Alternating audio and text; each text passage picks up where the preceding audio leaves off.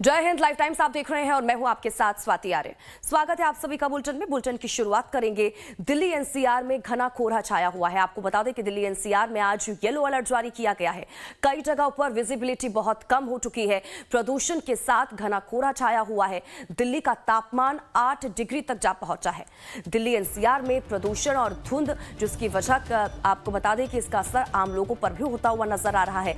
Delhi NCR में घने कोहरे का येलो अलर्ट जारी कर दिया गया है, तो वहीं विजिबिलिटी 100 मीटर से भी कम हो चुकी है। तो आपको बता दें कि घने कोहरे के चलते अब कहीं ना कहीं विजिबिलिटी कई जगहों पर कम हो चुकी है। गाड़ियों की जो रफ्तार है वो धीमी हो चली है। और ऐसे में आपको बता दें कि अगर मौसम विभाग की बात करें तो येलो अलर्ट जारी किया गया है। कई जगहों पर विजिबिलिटी बहुत ही कम नजर आ रही है। ये तस्वीरें भी आपको दिखा रहे हैं कि सुबह के समय किस तरह से जो गाड़ियों की रफ्तार है वो धीमी हो चली है। और ऐसे में लाइटों का सहारा लोग लेते हुए नजर आ रहे हैं। कोहरे की वजह से आपको बता दें कि परेशानियों का सामना लोगों को करना पड़ रहा है। दिल्ली का तापमान इस वक्त देखिए 8 डिग्री तक जा पहुंचा है और जो कोहरे की परत है वो छाई हुई है। येलो अलर्ट जिसको देखते हुए दिल्ली एनसीआर में जारी किया गया है।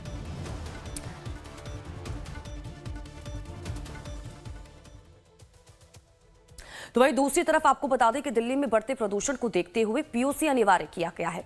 इसके तहत वाहनों को बिना पीयूसी के ईंधन नहीं दिया जाएगा।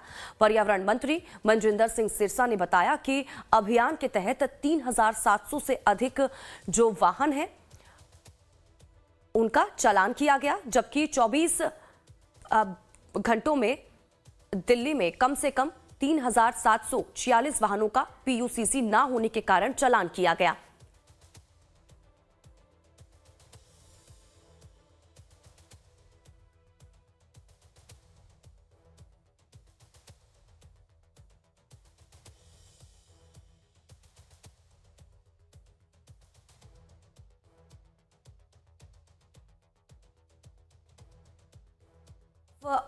कोहरा जिसकी वजह से विजिबिलिटी कम हो चुकी है, तो वहीं दूसरी तरफ प्रदूषण जो लोगों का जो संकट है वो दुगना कर रहा है।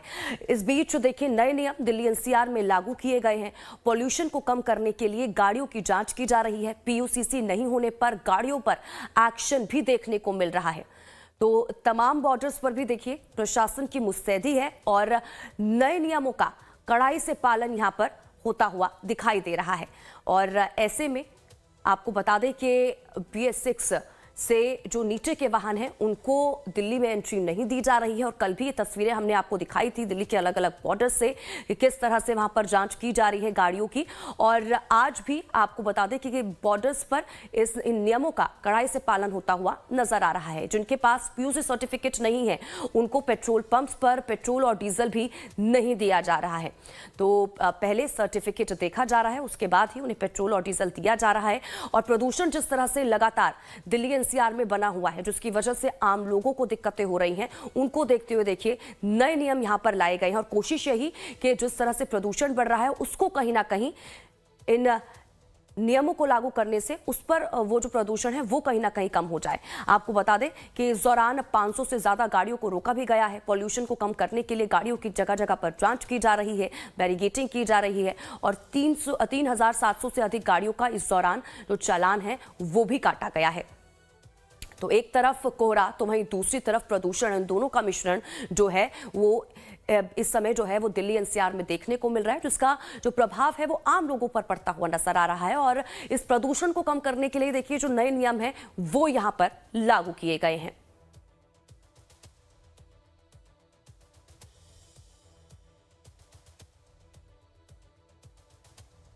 और इस बीच बड़ी जानकारी भी आप तक पहुंचा देते हैं। आपको बता दें कि दिल्ली में कई जगहों पर AQI 400 के पार जा पहुंचा है।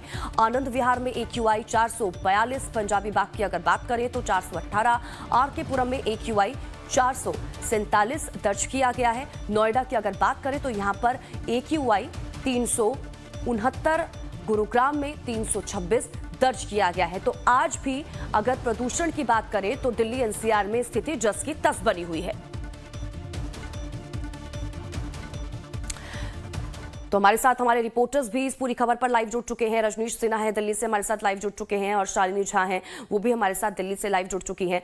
रजनीश, सबसे पहले आपके पास आना चाहूंगी और जरा बताइए कि आप कहां इस वक्त मौजूद हैं, दिल्ली में किस इलाके में, और वहां पर अभी AQI कितना बना हुआ है, क्योंकि आज भी कई इलाके हैं दिल्ली के जहां पर AQI 400 के पार पहुंच चुका है। क्या जानकारी प्रदूषण को लेकर? स्वाति, इस वक्त मैं NCR रीजन में मौजूद हूँ। नोएडा एक्सप्रेसवे है और यहाँ जो AQI है वो 375 के आसपास बताया जा रहा है। मेरे पीछे पूरी तरह से स्मोक है, विजिबिलिटी कम है। जो गाड़ियां चल रही है एक्सप्रेसवे पर वो तमाम गाड़ियों के हेडलाइट्स जले हुए हैं और जो परिस्थिति है इस वक्त NCR में वो ये है कि स्मोक के कारण अब लोगों को तकलीफें बढ़ने लगी हैं, परेशानियां बढ़ने लगी है। विजिबिलिटी एक बहुत बड़ा इशू है। आप देखिए सुबह के वक्त की एक बार तस्वीर अगर संजय दिखाएं, मेरे पीछे जितनी गाड़ियां आ रही है, मोस्ट ऑफ द जितने भी 4 व्हीलर्स हैं सभी के हेडलाइट्स ऑन है। आप इससे सहज अंदाजा लगा सकते हैं कि विजिबिलिटी की क्या स्थिति है।